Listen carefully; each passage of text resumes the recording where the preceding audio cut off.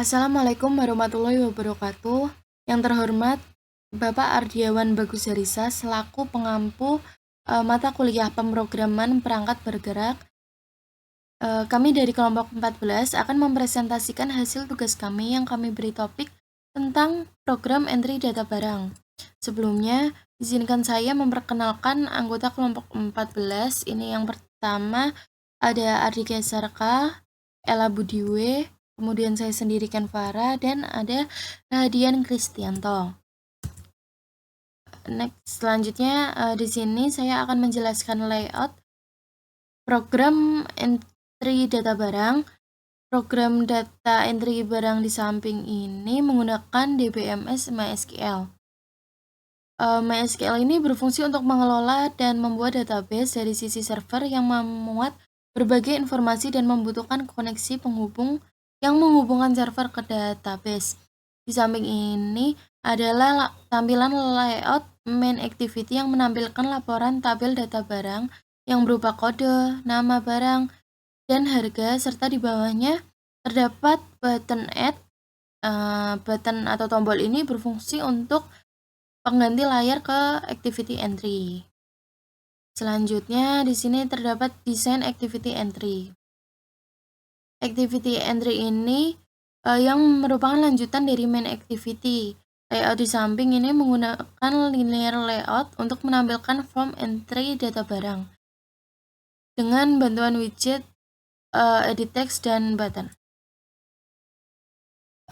Source code di samping menggunakan linear layout untuk mendesain entry activity, dan file akan disimpan dengan nama filenya form_barang.xml. Kemudian menggunakan widget text view untuk mendesain komponen entry, dan juga menggunakan widget edit text untuk memberikan form input kepada user dan melakukan inisialisasi ID sesuai form inputan. Selanjutnya, berikut ini adalah lanjutan source code sebelumnya untuk membuat inisialisasi ID form inputan dari user, dan gambar di samping ini adalah hasil dari source code tersebut. Kemudian ini adalah lanjutan dari source code sebelumnya, merupakan widget button untuk membuat tombol perintah save dan view yang tertera di gambar. Selanjutnya, button add pada main activity terdapat tombol button berfungsi untuk menampilkan form barang seperti gambar yang terdapat di slide ini. Source code di samping ini merupakan metode yang berada di main activity.java yang berfungsi untuk mengganti ke form_barang.xml. Berikut ini adalah rincian di slide sebelumnya. Di sini ada fungsi untuk pertama menginisialisasikan button add yang ada di main activity. Kemudian yang kedua, membuat objek bernama intent dan diikuti nama kelas dan kelas yang dipanggil. Terakhir, yang ketiga, menjalankan objek intent untuk memunculkan form_barang.xml. Kemudian saat proses pengisian data dilakukan di kelas form barang, data akan diinsert ke dalam tabel barang, lalu kita menginisialisasikan variabel-variabel baru. Program simpan data ini menggunakan API dari PHP. Selanjutnya, kode penyimpanan data dibuat dengan bahasa PHP, lalu mendapat value dari variabel dengan metode post. Setelah itu melakukan koneksi dengan database dan melakukan pengecekan apakah berhasil tersambung dengan database atau tidak. Selanjutnya, ini kita akan menginisialisasikan variabel berdasarkan desain layout pada activity entry yang sudah dijelaskan. Nah, kalau selanjutnya ada button back and save.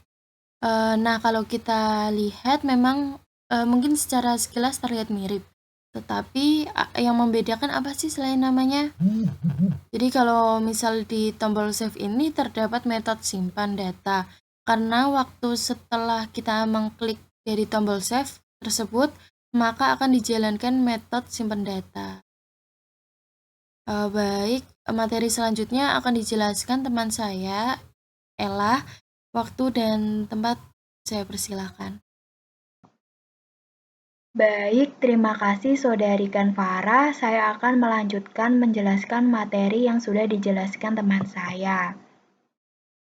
Lalu berikutnya di bagian metode penyimpanan data, kita fokus ke deklarasi variabel dahulu ya. Di deklarasi variabel ini, kenapa sih ada final? Final ini variabel bersifat mutlak. Maksud dari mutlak itu adalah waktu value atau nilai yang diinputkan, maka nilai tersebut tidak akan berubah. Misal kita akan menginputkan 01, maka nilainya akan 01 terus, tidak akan berubah. Next. Selanjutnya, pada metode simpan data juga membahas asinteks. Seperti yang sudah dijelaskan kelompok materi minggu lalu, saya akan menjelaskan struktur utamanya saja. Yang pertama ada onPreExecute, merupakan metode yang dilaksanakan sebelum eksekusi dilakukan. Lalu ada doInBackground, merupakan metode utama yang dieksekusi yang dimana terjadi pengiriman atau pengambilan data berlangsung. Yang terakhir ada onPostExecute, merupakan eksekusi yang telah dilakukan. Next. Selanjutnya kita membuat instruksi pembuatan instansasi kelas simpan data karena kita harus mengubahnya ke objek dahulu sebelum membuat kelas simpan data. Next. Di bagian yang sudah saya highlight ada hashmap. Hashmap adalah sebuah kelas yang berisi sekumpulan pasangan nilai atau value dan kunci atau key. Nilai bisa dalam bentuk string, integer, boolean, float, double, dan objek. Sedangkan untuk key biasanya dalam bentuk string dan integer. Next. Selanjutnya ada request handler. Apa sih request handler? Request handler adalah pengatur jalur penyimpan data agar penyimpanan data dapat berjalan dengan baik tanpa ada kendala. Untuk RH bebas namanya. Lalu URL add itu apa sih? URL add itu yang sudah dideklarasikan bagian di kelas from barang. Selanjutnya, sebelum di request handler, memanggil sebuah metode namanya sendPostRequest. Nah, metode ini berfungsi untuk merequest sebuah entry ke database. Lalu, selanjutnya ini adalah contoh isi dari metode sendPostRequest-nya. Nah, di isinya dia memanggil sebuah objek URL. Fungsi URL ini adalah untuk menunjukkan URL yang akan dituju. Pada kali ini URL-nya adalah database yang akan dituju MySQL. Selanjutnya, dan di sana juga memanggil sebuah objek yang bernama string_builder. String_builder adalah objek yang digunakan untuk membuat string yang dapat dirubah atau dimodifikasi. Selanjutnya, dia juga memanggil sebuah objek yang bernama HTTP URL connection. Fungsi dari HTTP URL connection untuk melakukan koneksi ke database. Jadi dari URL itu dikoneksikan pakai objek ini. Setelah melakukan request handler ke database, dia akan mengambil sebuah datanya dan akan ditampilkan ke dalam aplikasi dengan objek buffer writer.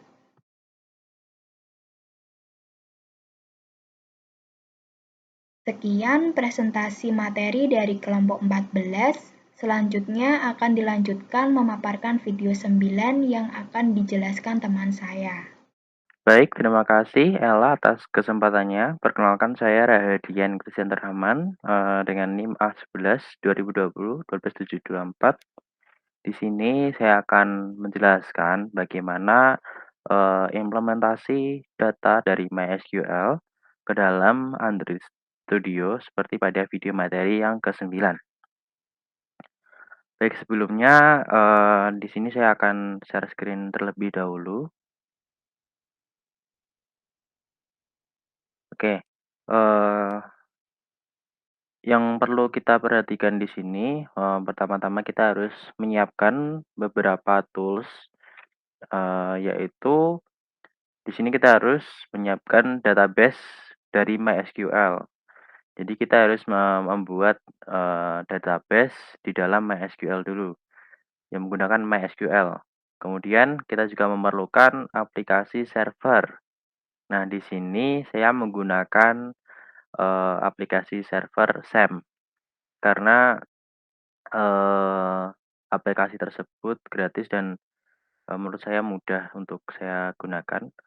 Kemudian, kita juga membutuhkan alamat IP address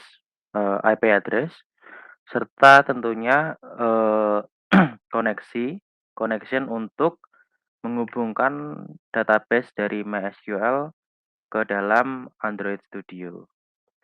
Nah, mungkin langsung saja kita mulai. Pertama-tama kita akan menyiapkan database di dalam MySQL.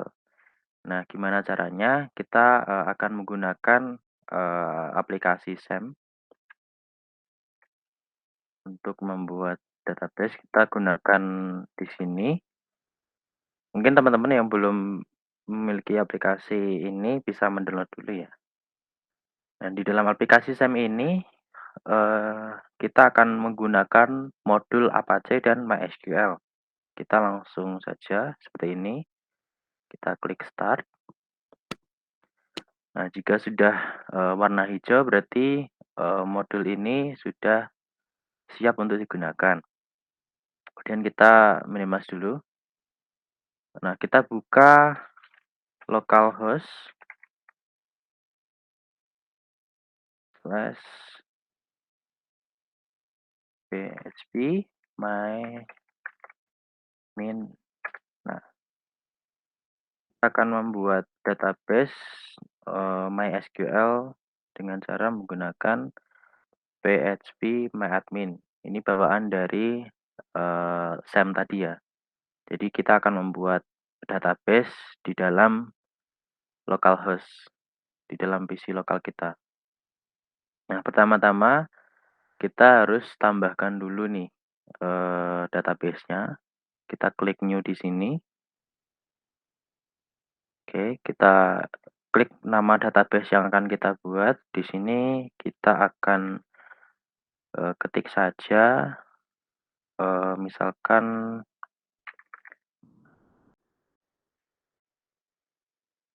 dari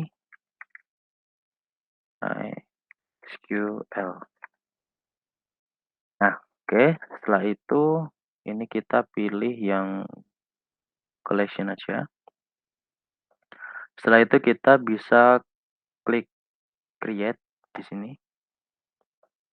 Nah, kita setelah ini, setelah database-nya kita buat tadi, hal yang kita siapkan selanjutnya adalah kita akan membuat tabel, struktur tabel untuk tempat, data-datanya nanti, array-nya nanti, ke dalam database. Misalkan di sini kita akan membuat tabel barang. Barang, kolomnya kita bikin 4 di sini. Nah, oke, setelah itu di sini ada name, type, lane, default, collection, attribute, dan null index. Di sini kita ini adalah bagian dari tabel-tabel yang akan kita buat nanti. Nah, kita akan tambahkan di sini tabel yang pertama adalah kode barang, kode gitu. Kemudian setelah itu tipenya kita akan bikin kode itu bertipe char. Kita cari char. Nih. Kemudian kita akan tentukan berapa lebarnya atau besarnya. Di sini kita akan menambahkan di sini 10 untuk value-nya. Kemudian di dalam nul ini kita centang. Kemudian setelah itu kita akan tambahkan lagi kolom untuk nama barang. Nah, barang. Untuk nama barang ini kita gunakan variabel char atau varchar ini. Kita tambahkan 40 untuk panjangnya. Kemudian ini biarkan saja. Setelah itu kita lanjut ke kolom selanjutnya, kita masukkan harga. Dalam harga ini kita pakai tipe datanya integer, terus panjangnya 12. Setelah itu kita akan masuk ke dalam kita save di sini, kita tunggu. Nah, setelah kita save nanti akan ada tabel di sini, ada yang sudah kita masukkan tadi, ada kode, nama barang, sama harga. Setelah ini jadi, kita sudah membuat database di MySQL. Setelah itu, hal yang kita lakukan selanjutnya adalah kita akan membuat, koneksi ke dalam, antara MySQL ini untuk ke dalam Android Studio. Nah, kita akan menggunakan PHP. Di sini kita langsung saja tambahkan file, kita akan save dulu untuk, eee, nanti menentukan bahasa pemrogramannya. Kita taruh filenya ke dalam htdocs, di dalam, server SAM-nya tadi, yaitu dalam htdocs biasanya di C, kemudian kita masuk di SAM dan masuk ke dalam folder htdocs. Nah, kita beri nama, eee, data MySQL.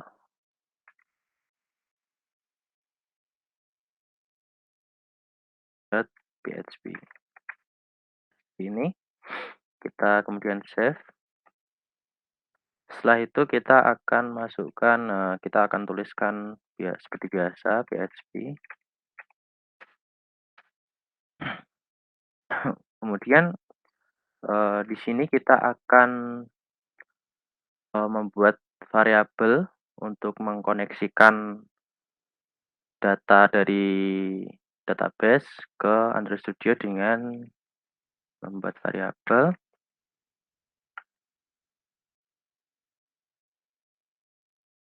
Kita bikin variabel connection seperti ini. Kemudian, kita masukkan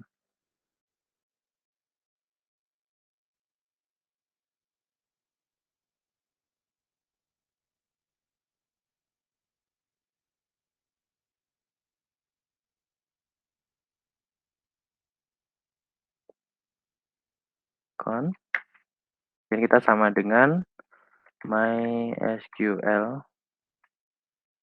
daily underscore connect.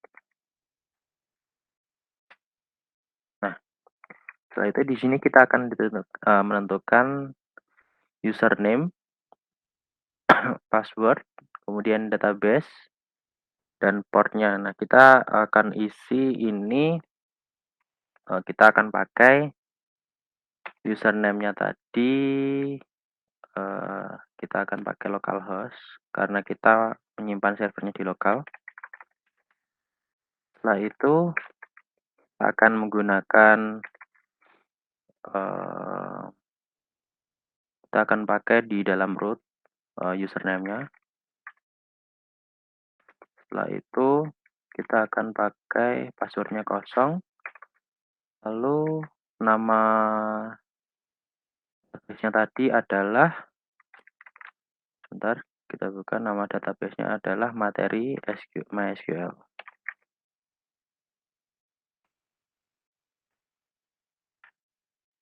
Ini sudah, kita akan melakukan pengecekan terlebih dahulu apakah ini sudah bisa tersambung dengan cara if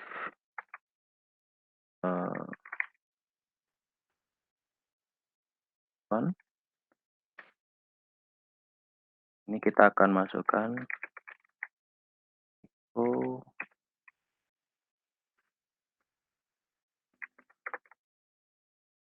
berhasil tersambung. Dan else, oke, kemudian else,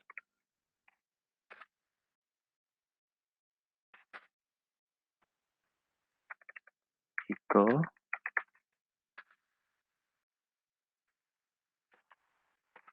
koneksi gagal. Nah ini kita gunakan ini untuk melakukan pengecekan apakah koneksi yang kita buat ini sudah berhasil dijalankan atau belum. Nah, kita save, kemudian kita buka browser, kita masukkan localhost slash tadi kita buka data MySQL, kita nama filenya tadi, nama filenya data MySQL. Oke, bentar, di sini advanced server.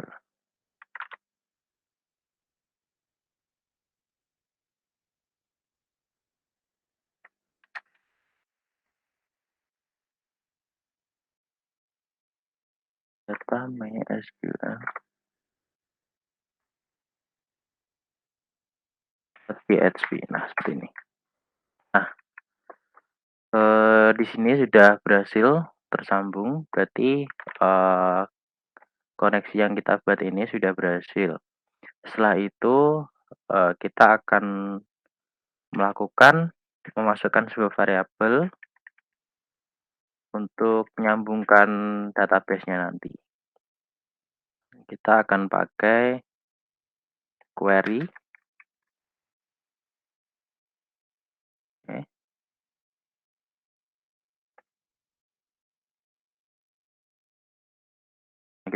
Di sini kita menggunakan query. Query di sini adalah suatu variabel yang di dalamnya berisi form barang tadi yang kita buat di dalam localhost. Di dalam form barang tadi, di dalam localhost, kemudian kita buat variabel hasil di sini adalah MySQL query. Jadi query di dalam variabel query ini tadi akan disatukan gitu. Diambil variabelnya dari query di dalam localhost, yaitu di dalam count ini tadi. Setelah itu di sini juga ada array temporary ini untuk sementara, jadi penampungan data sementara. Kemudian ada array hasil yang kita akan outputkan nanti ke dalam Android Studio. Nah, di sini untuk bagaimana cara memasukkan datanya tadi, kita bikin fungsi while. Di sini ada record. Jadi data yang akan masuk tadi nantinya akan dimasukkan ke dalam variabel record ini. Kemudian dari array temporary tadi itu sama dengan kan record di sini. Dan kita akan gunakan array push untuk memasukkan array hasil atau data yang masuk ke dari variabel temp ini, dari array temp ini ke dalam array hasil. Nah, array hasil ini nanti digunakan untuk kita masukkan ke dalam JSON-nya. Di JSON ini kita gunakan JSON supaya untuk data saja, apapun data yang di dalam array tadi bisa ditampilkan ke dalam Android Studio. Nah, kita save, kemudian kita akan melakukan pengecekan sekali lagi. Kita refresh. Nah, di sini akan tampilan kosong seperti ini karena memang datanya masih kosong. Kemudian kita coba cek dulu echo JSON seperti ini. Apakah akan muncul? Nah, di sini terdapat array tapi masih kosong, belum terdapat data. Jadi variabelnya masih kosong. Seperti itu. Setelah ini, kita akan memasukkannya ke dalam Android Studio. Kita buka, kita akan buat project ke dalam Android Studio. Kebetulan saya sudah membuat project-nya di sini. Nah, di Android jika sudah kita buka project Android Studio, kita buat, pertama-tama kita seperti biasa mengatur di bagian activity untuk layouting-nya. Di sini, saya menggunakan list view. Nah, di list view-nya ini kita bisa atur, berapa ukurannya akan ditampilkan di layar nanti. Seperti ini ukuran yang saya pakai. Kemudian di sini saya masukkan, ID list data. List data ini tadi untuk menampilkan, eee, data-data yang ada di dalam MySQL tadi. Nah, dari sini kita akan mengedit bagian, Android manifest. Nah, di sini kita akan menggunakan use permission internet, karena kita memerlukan internet untuk, melakukan koneksi antara localhost tadi ke dalam Android. Setelah itu di main activity.java kita masukkan, list view. Jadi di public class ini kita buat list view, kemudian untuk memasukkan yang di activity main tadi, memunculkannya, di sini kita bikin list view sama dengan list view find by ID, di sini list data, seperti yang kita buat di main activity. Nah, setelah itu kita akan mengintegrasikan tadi, eee, dari localhost dari MySQL tadi ke dalam Android Studio dengan cara menambahkan URL web. Nah, di sini kita memerlukan localhost. Gimana cara mencarinya? Kita buka CMD. Kita buka CMD dulu, kemudian kita ketikkan IP config. Maaf ada salah, IP.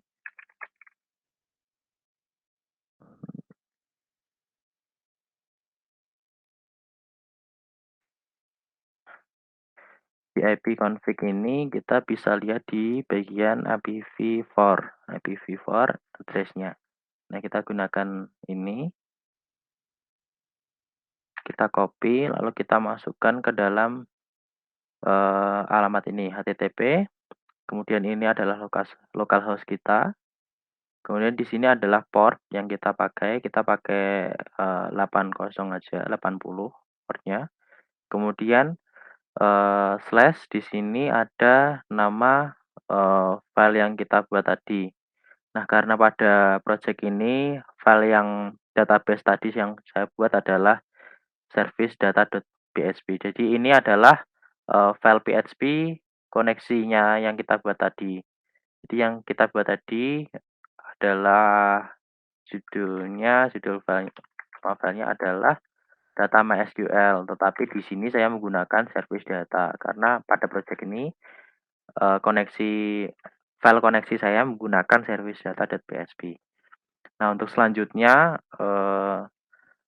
saya akan serahkan kepada teman saya Ardi untuk melanjutkan tutorial selanjutnya. Baik, terima kasih Saudara Rahadian atas waktu yang diberikan. Baik, di sini saya akan menjelaskan atau melengkapi codingan yang telah dijelaskan oleh Rahadian sebelumnya. Oke, langsung saja. Sebelum itu saya akan share screen terlebih dahulu. Oke, baik, langsung kelihatan langsung saja. Nah, tadi kan setelah buka exam untuk mengecek data tersebut, maka langkah selanjutnya yaitu kita membuat sebuah kode atau fungsi untuk mengambil halaman web yang kita inginkan tadi pada link yang telah tersedia, yaitu pada sini.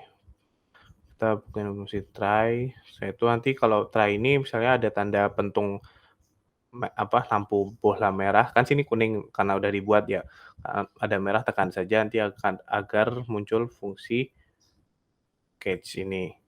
Setelah itu kita buat codingannya yaitu URL new, URL sini URL yang kita maksud, yaitu sini kita beri nama URL web. Nah, URL web kita sudah masukkan isinya ini.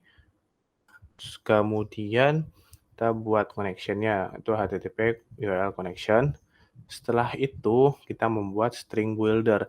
Nah, string builder ini gunanya untuk menampung data sementara yang ada. Nah, di sini string builder-nya kita berikan nama SB. Nah, SB nanti kan kita pakai bawah. Setelah itu kita buat buffer reader. Setelah itu kita membuat sebuah string JSON yang mana string JSON ini untuk menampung data. Nah, kemudian dalam string JSON ini akan ada pengecekan selama JSON buffer reader nanti kan dibaca per line-line-nya atau per barisnya tidak sama dengan 0, maka string builder tadi yang kita telah buat, yaitu dengan kita beri nama SB, akan di-append yaitu akan ditambahkan data-datanya. Dan kemudian setelah datanya ditambahkan, akan dikasih enter secara otomatis. Mohon maaf, gitu kan. Oke, setelah itu kita buat fungsi pengembalian nilai dengan return yang akan dilanjutkan prosesnya di on post execute di sini maaf ini di on post execute di sini. Nah, setelah itu turn kita kembali ke atas. Nah, di fungsi on post execute ini kita buat fungsi yaitu namanya try. Seperti yang tadi kan try. Nah, biasanya kalau kita buat try itu akan muncul lampu merah di sini sebelah kiri kan. Nah, itu tekan saja agar muncul model codingannya dan muncul sebuah fungsi catch. Nah, di sini dalam try akan kita buat sebuah fungsi yaitu untuk baca data ke list atau memasukkan data ke dalam list, yaitu kita beri nama load into list view. Oke, nanti ini juga akan ada pentung merah di sebelah kiri. Ini karena udah kuning, karena kita telah membuat fungsinya di bawah. Itu tekan saja agar muncul sebuah line baru untuk membuat fungsinya tersendiri. Sini tipenya private void load in list view menggunakan list string JSON. Oke, setelah itu kita buat array-nya. Kita bernama JSON array atau string stock. Nah, string stock ini berfungsi untuk menyimpan panjang dari JSON array yang ada. Oke, setelah itu kita cek untuk i bertipe integer sama dengan 0 kurang dari panjang JSON array, maka i-nya akan plus 1 setiap dijalankan. Kemudian akan di outputkan atau akan dikeluarkan stok yaitu list-nya apa aja per barisnya gitu. Stok i maksudnya posisi ke stok ke 0 yaitu list ke pertama yaitu dengan modelnya yaitu mode, setelah itu plus nama barang, setelah itu harga. Nah, ini sebenarnya ketiga ini tuh bersebelahan, tapi ini kita setelah tanda plus kita enter bisa agar memudahkan kita untuk membacanya, seperti itu. Setelah fungsi berhasil dibuat, yaitu kita buat array adapternya. Nah, array adapter itu seperti ini, dan ini indeksnya itu dis. Dis itu merupakan lokasi file yang akan kita tuju. Karena yang ingin kita tuju yaitu main activity, jadi kita bisa tulis saja dis langsung atau main activity di Java, seperti itu. Nah, ini layout berarti tampilan yang akan muncul di aplikasi yang telah kita buat. Jadi kita bikin simple saja modelnya, terus stok ini apa yang akan ditampilkan, seperti itu. Setelah itu kita buat list view yang kita ada itu kita isikan dengan data pada stok ini, yaitu array adapter. Oke, setelah itu kalau udah selesai, kita coba jalankannya terlebih dahulu, kita save, run app. Nah, nanti seperti ini hasilnya. Di sini hasilnya putih, hasilnya kosongan. Mengapa? Karena sepertinya dari video penjelasan yang ada itu masih kurang komplit. Jadi kami bisa hanya sebatas menampilkan seperti ini, gitu. Mohon maaf tadi gitu kan, seperti ini. Oke, nah mungkin untuk lebih itunya bisa dicek pada aplikasi Android yang tadi, yang pada video. Nah, mungkin cukup ini saja dari saya. Untuk selanjutnya yaitu merupakan rekaman atau record hasil sesi tanya jawab pada live session pagi harinya. Berikut videonya. Tuh videonya muncul.